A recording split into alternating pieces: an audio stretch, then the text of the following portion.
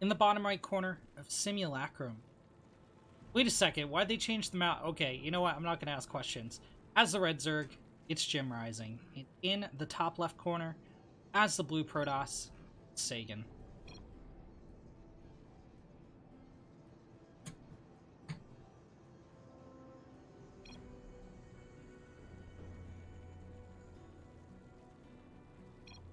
JimRising has this unique style of play where he just kind of like picks a composition of units and then slams into his opponent without mercy. He doesn't relent. He doesn't let up. He just launches a near unstoppable wave of aggression.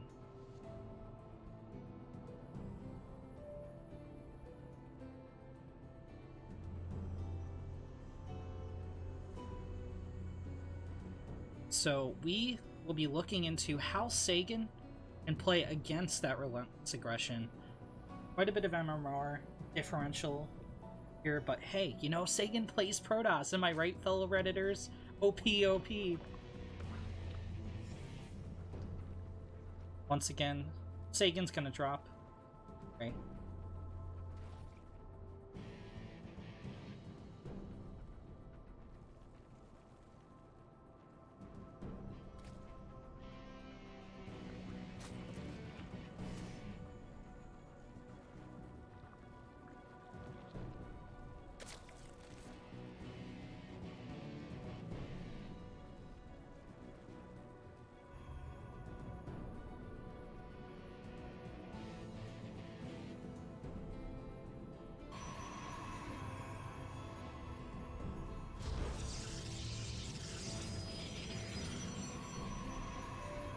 Sagan takes a second gas. He's walling off at the natural.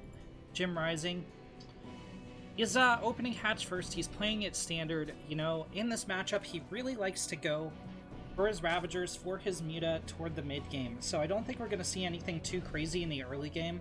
Sagan's getting out in Adept. Resonating Glaives is still in the meta, as is Stargate. And with that Twilight Council going down before the 230 mark, it's going to mean either Resonating Glaives or DTs. There's a Stalker, so this might actually be DTs. Only time will tell. Sagan shades forward with an Adept. We're off to the races.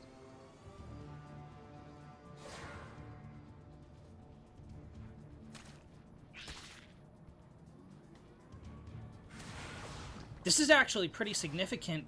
Sagan has heavily delayed JimRising's third base. You do not want to be throwing down your third base past 3 minutes, and he's still continuing to siege. JimRising sends out another drone. He's going to drop his third at the 310 mark. This is pretty heavy damage to the Zerg already. 2 extractors forced as well, costing JimRising a little bit of minerals, and it is indeed going to be a Resonating Glaives play from Sagan. He's going into Robotics Facility for that Warp Prism, and the next phase here is how heavily does Sagan commit. A third extractor is forced. JimRising is able to save the drone, though.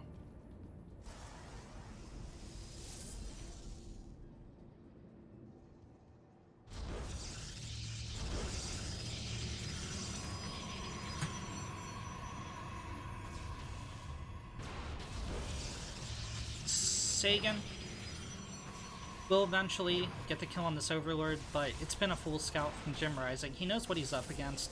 The Zerg's going to be trying to get out like 16 Lings and then as many Roaches as he can to intercept his Adepts. Now, Sagan has a couple choices on how much he wants to commit to this. He can just go for like 7 Adepts and keep the Zerg at home while he throws down a third, or he can just use the Warp Prism kind of like a printer and go brrr and just keep making Adepts over and over and over again until he gets up to around 16, 24, and starts hammering in on this third hatch.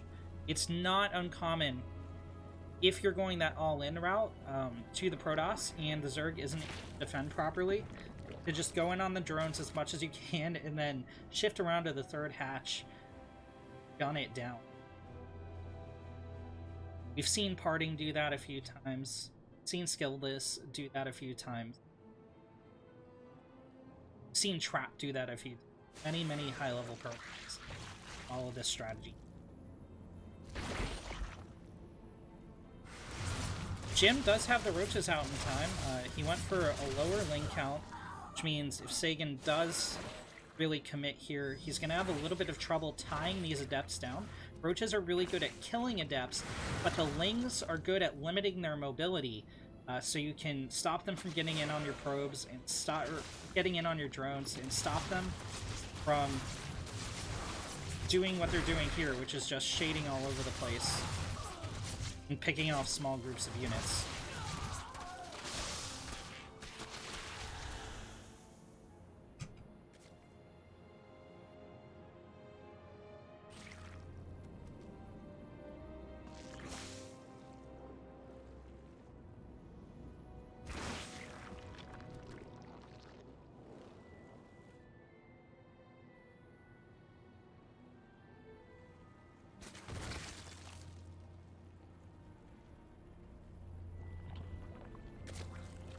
Jim held this really well, taking barely any damage. He lost some lings. I think he lost like 2 roaches and a well, but Sagan was not going for full committal here. He threw down the 3rd nexus behind this. It's already finished up. He already has static defense here. Now Jim's looking to either take a 4th base or keep massing roaches, getting out some ravagers, and crashing into the Protoss 3rd as he hits above 130, around 150 supply when +1 attack finishes up. Something a little bit unusual we're seeing is he's going for Carapace. Not all Zergs go for Carapace in this matchup. It's not the best against many Protoss units.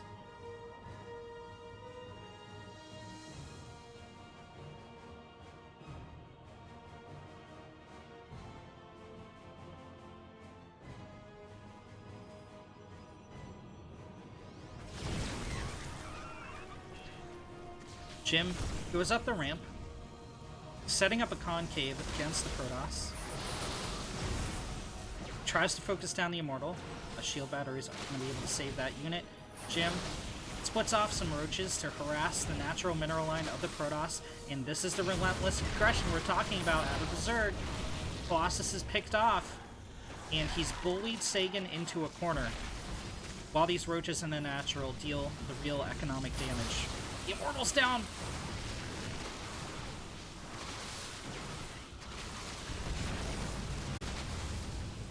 Jim bullies his way into the 3rd. GG is called, and JimRising. On the bottom left corner of Everdream, as the blue Protoss, it's Sagan. And in the top right, as the red Zerg, it's JimRising.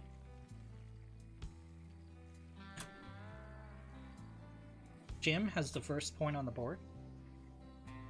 He's looking to move up to the round of 16.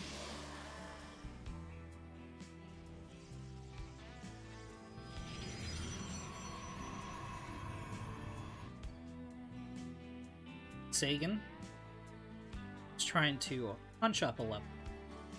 Trying to clear the MMR disparity and take down Gorilla that is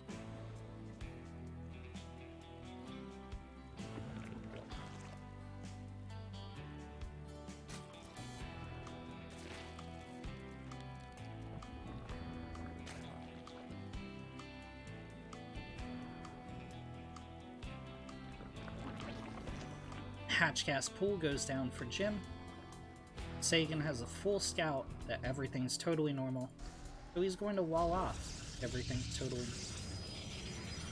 Jim did a great job holding Sagan's adept pressure in game number 1.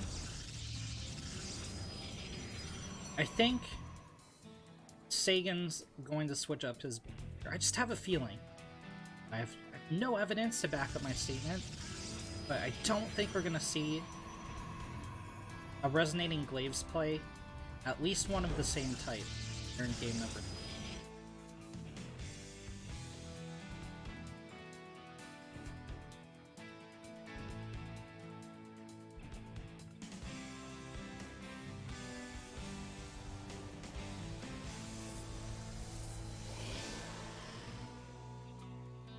Sagan chrono boosts an adept.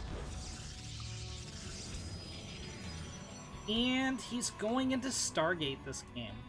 This play. Switch it up, keep your opponent off balance. Maybe this will work out a little bit better. That print. Jim is going to get his third down much earlier this game. Around the 2:47 mark. 3-minute 20 mark that happened last game. There we go.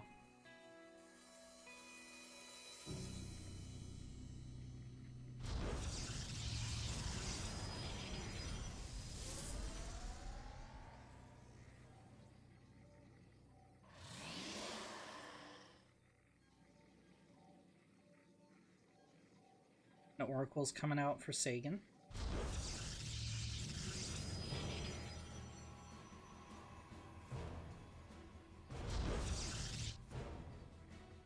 Jim hasn't sent in his scouting overlord yet, and therefore is not going to be prepared for this Oracle.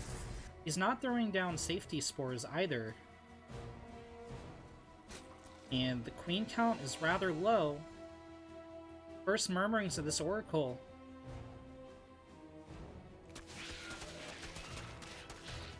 That Jim is going to get is from these Lings. He's going for a Ling Flood, actually, back at the wall of Sagan.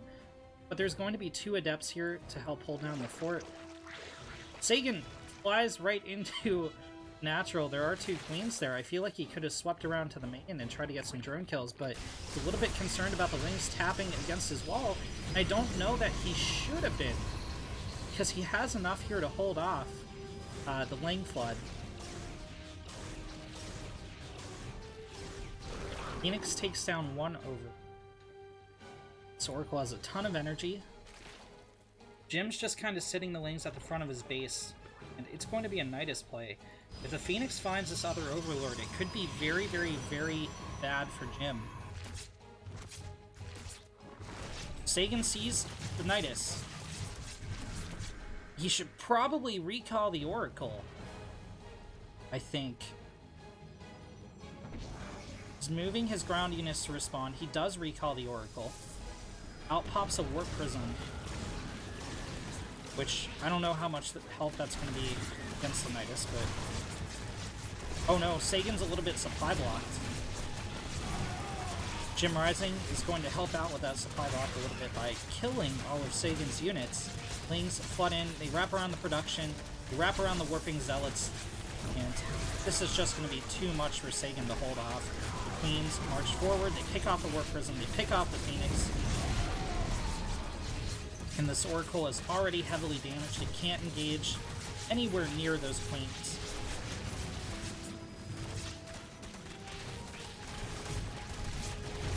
Sagan keeps using the slow warp in on the Zealots. They're just getting picked off one at a time.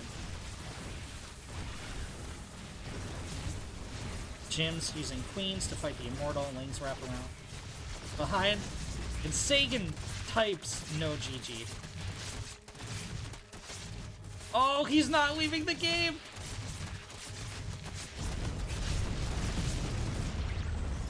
Not like this, T-Sop, not like this.